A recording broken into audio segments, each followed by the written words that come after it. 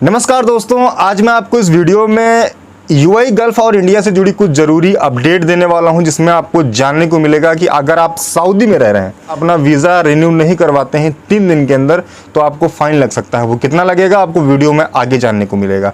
साथ साथ अगर आप यूएई में रह रहे हैं, यूएई में आपका अगर इमरत आईडी है तो उसको चेंज कराने के लिए अब आपको यूएई के अंदर रहने की आवश्यकता नहीं, आप बाहर भी रह के करवा सकते हैं। मतलब ऑल ओवर वर्ल्ड में आप कहीं भी हैं, अगर आपका पासपोर्ट एक्सपायर है या फिर आपका एमरेट्स आईडी एक्सपायर है तो आप करा सकते हैं। कैसे करा सकते हैं वो भी आपको जानने को मिलेगा। तीसरा जो अपडेट है वो है इंडिया से रिलेटेड। जैसा कि आप सभी को पता है कि 2 दिन पहले एक ऐसा कारनामा हुआ इंडिया के अंदर जिससे सबकी रूह कांप गई। रूह इतनी कांप गई कि किसी की हिम्मत नहीं पड़ी कि उस वीडियोस को अपने साथ शेयर कर दे। बहुत से लोग वीडियो शेयर करते हैं लेकिन वो वीडियो नहीं शेयर कर सकता, क्योंकि वो वीडियो ही ऐसा था कि हम लोगों की जितने भी लोगों ने देखा, एक बार देखने के बाद दोबारा उस वीडियो को देखने की हिम्मत ही नहीं पड़ी। तो चलो मैं आपको दिखाने और बताने वाला हूँ, इस वीडियो को लास्ट तक जरूर देखें। तो सबसे पहले जो खबर है वो हम यूएई से लेते हैं। यूएई की, जैसा कि मैंने आपको बताया, स्क्रीनशॉट में आप लोगों के साथ शेयर कर रहा हूं कि संयुक्त अरब अमीरात में एमरेट्स आईडी कार्ड और पासपोर्ट रिन्यूअल के लिए एक नई सुविधा स्टार्ट की गई है। यूएई में एक नई सेवा लॉन्च की गई है जिसकी मदद से यूएई के बाहर रहते हुए एमरेट्स आईडी कार्ड और पासपोर्ट को रिन्यू किया जा सकता है। Federal authority of and citizenship custom and port service के द्वारा लोगों के लिए काफी मददगार साबित हो सकती है। इसमें कुछ शर्तें जरूर हैं, वो शर्तें क्या हैं वो भी हम आपको जानेंगे।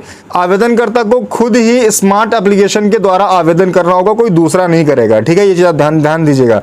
इस सेवा का लाभ उठाने के लिए आवेदक को आपके खुद को ही स्मार्ट एप्लीकेशन के द्वारा अप्लाई करना होगा।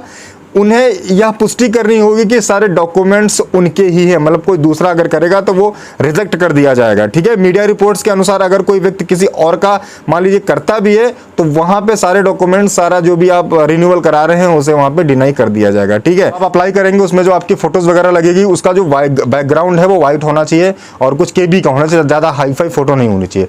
तो आप कहीं से भी अगर फोटो करवाते हो तो वो व्हाइट बैकग्राउंड में जरूर हो। ठीक है दोस्तों, अगली जो खबर आ रही है वो आ रही सऊदी से। हमारे बहुत से व्यूअर्स हैं जो सऊदी से वीडियोस को वॉच करते हैं और वो कहते हैं कि आप यूएई की सिर्फ अपडेट देते हो, यूएई की वीडियोस बनाते हो, सऊदी की उसमें ऐड क्यों नहीं करते।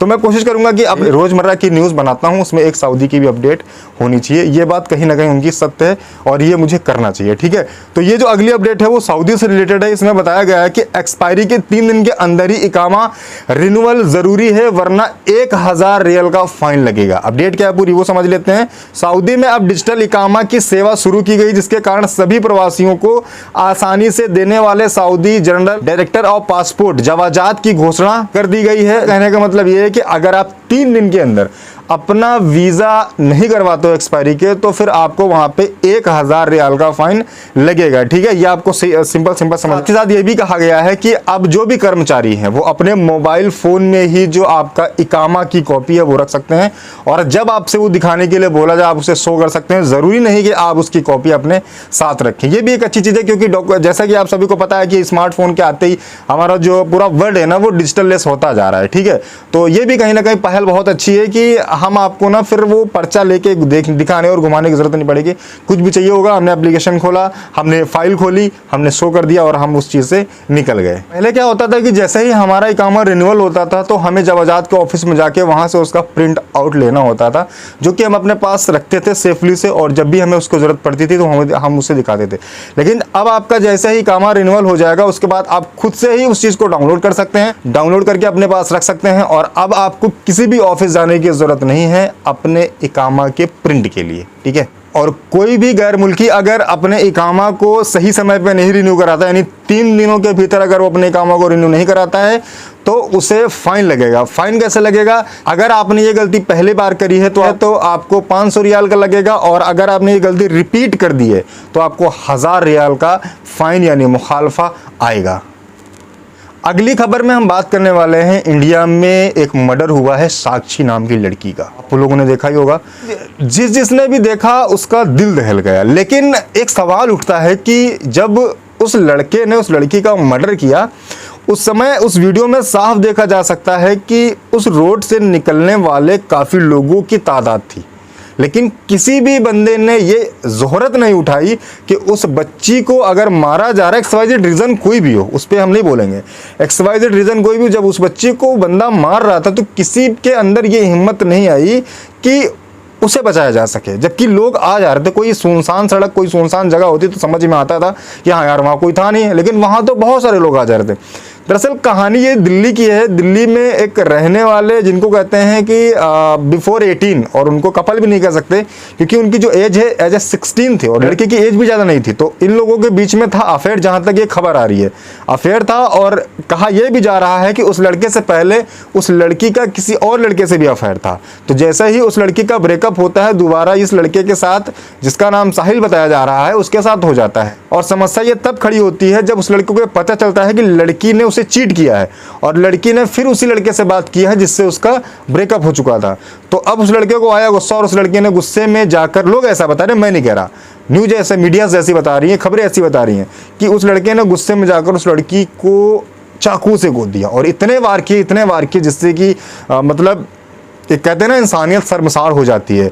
मतलब कि हम लोग ये सोचते थे कि यार किसी ने कर दिया होगा कोई, लेकिन कैमरे के सामने जहाँ पे CCTV कैमरे में कैद हुआ, जब ये रूप देखा ना मैंने, तो मेरी भी अंदर की आत्मा जो है ना वो हिल गई एक तरीके से। इस वीडियो को चलाने की किसी के अंदर हिम्मत नहीं हुई कि कोई अपने ऑफिशियल चैनल पे डाल दे, ठीक है, ऐसा है। और कहीं ना कहीं ये YouTube की कम्युनिटी गाइडलाइंस के खिलाफ भी है, ये वीडियो मैं भी नहीं डाल सकता।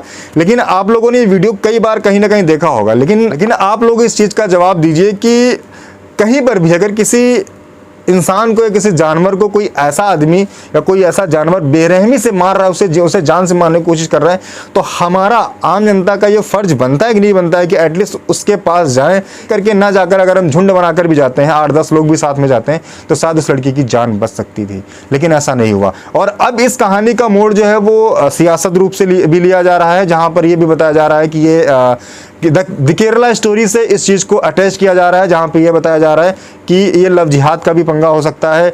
और जहाँ पे एक तरफ दिखाया जा रहा है कि उस लड़के के हाथ में रुद्राक्ष की माला थी, प्लस उसके हाथ में कलेवा था, और कुछ लोग ऐसे बता रहे हैं कि उसके जो पिताजी हैं वो मोहंडन थे। अब इसकी कहानी क्या है, वो सच्चाई क्या है, वो पुलिस इसमें लगी हुई है। अभी इसका कोई पुख्ता सबूत नहीं निकला हुआ है, लेकिन हाँ, इस लड़के को अरेस्ट कर लिया गया है। और जो भी घटना थी ये बहुत ही निंदनीय थी। किसी भी विशेष धर्म की बात नहीं करूँगा, हम आप सबको अपने बच्चों को लेकर जागरूक रहना चाहिए। उनकी ज़िंदगी में क्या चल रहा है ये हमें उनका एज अ फ्रेंड बन के समझना चाहिए, क्योंकि कहीं ना कहीं हमारे बच्चे कुछ ऐसी गलतियां कर देते हैं जो हमें पता नहीं होती हैं, और वो हमें बताते तक नहीं। वो इसलिए नहीं बताते क्योंकि उन्हें कहीं ना कहीं ये डर होता है कि जो हमने गलती करी है, कहीं इसका खुलासा अगर पिताजी या मम्मी को पता चला तो शायद ही कहीं ना कहीं मेरे लिए प्रॉब्लम हो सकता है। लेकिन आपको ये चाहिए कि आप अपने बेटे को, आप अपने बेटे को, अपनी बेटी को वो कंफर्टेबल जोन दो कि वो आपसे आकर सारी बातें शेयर कर सके। तो वीडियो थोड़ा सा लंबा हो चुका है, मुझे पता है। आई होप कि आपको वीडियो पसंद आया होगा। ऐसी वीडियो के लिए वीडियो को लाइक करो, चैनल को सब्सक्राइब करो। आप लोगों से अगली वीडियो में, तब तक के लिए थैंक यू सो मच। जय हिंद, वंदे मातरम।